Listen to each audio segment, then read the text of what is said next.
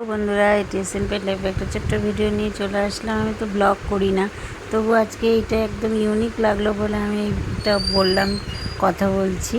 তো আজকে এই যে বিউলির ডাল তো অনেকভাবেই সবাই খায়, কিন্তু এই বিউলির ডালটা একটু অন্যরকমভাবে রান্না হয়েছে, তাই তোমাদের কাছে শেয়ার করছি। তো প্রথমে বিউলির ডালটা ভালো করে লাল করে ভেজে নেওয়া হলো, তারপরে লবণ আর হচ্ছে কাঁচা লঙ্কার জল দিয়ে বেশি করে ফোটানো হবে, ফুটিয়ে সিদ্ধ করে দেবে। তারপরে আস্তে আস্তে তোমার এই কাঁটাটা দিয়ে নাড়িয়ে দিয়ে ডাল সিদ্ধ হওয়া পর্যন্ত তারপরে ডালটা ঘুটে দেবে। এটার আশ্চর্য ব্যাপার হচ্ছে, এটাকে কোনো ফোড়ন দেওয়া হবে না, এটা যা হবে সব কাঁচাই, কিন্তু খেতে দুর্দান্ত হয়। তো স্বাদ মতো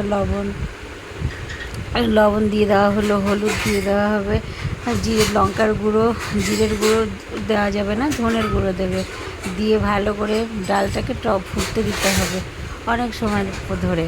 আর এর মধ্যে বন্ধুরা একটু কাঁচা রসুন দিতে হবে, দিয়ে বেশ করে ফুটাতে হবে।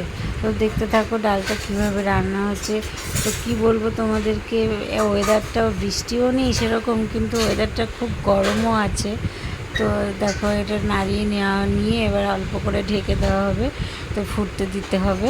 তো ফুটতে ফুটতে এই যে ধনে পাতাটা দিয়ে দিল, তারপরে হচ্ছে ডালটাকে নাড়িয়ে চাড়িয়ে, দেখতে কেমন হয়েছে আমি জানি না, কিন্তু খেতে কিন্তু খুবই ভালো হয়। ডালটা একবার ট্রাই করে দেখো।